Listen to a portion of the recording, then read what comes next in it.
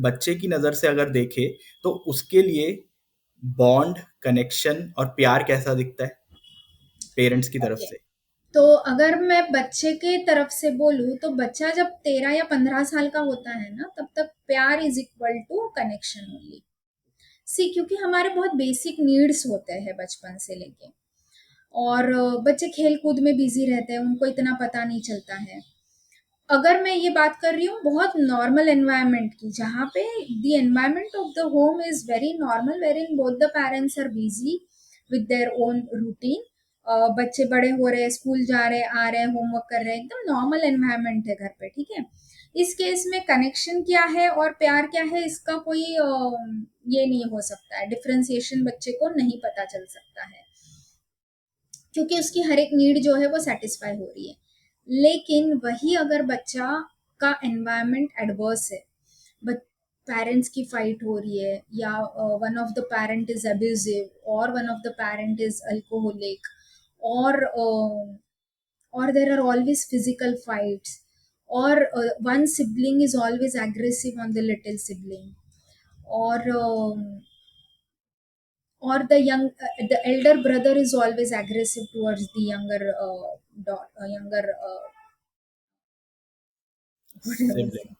younger sister,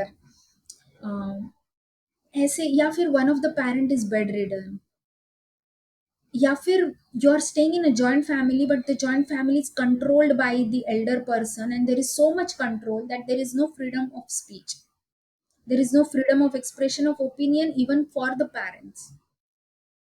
ऐसे environment में बच्चे को बाय द एज ऑफ 8 और 9 समझ में लगता है कि प्यार अलग है और कनेक्शन अलग है, क्योंकि उसे वो बेसिक एनवायरनमेंट भी नहीं मिलता है, basic environment of love, affection and everything in place. Society में एक नॉर्मल फैमिली की तरह ये देखी जाए ऐसा कुछ नहीं दिखता है।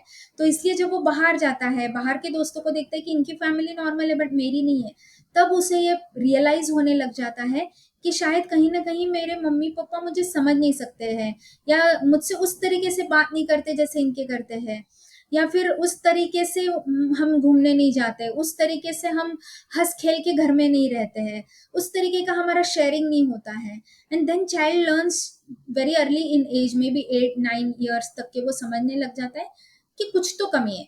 वो इतना नहीं समझता क्या कमी है, बट कुछ तो कमी है, और फिर वहां से वो कोपिंग मैकेनिज्म धीरे धीरे डेवलप हो जाता है। हम्म।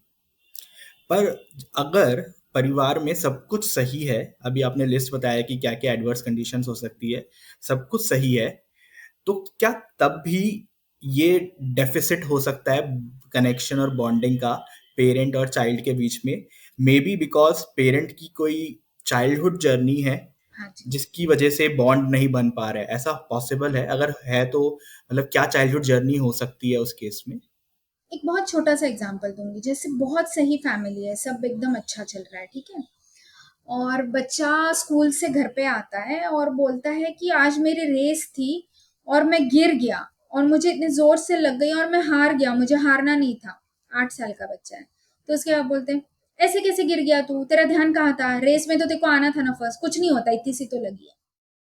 Even this impacts a child, he is hurt physically and emotionally, he is hurt। उसके लिए बहुत जरूरी था उसे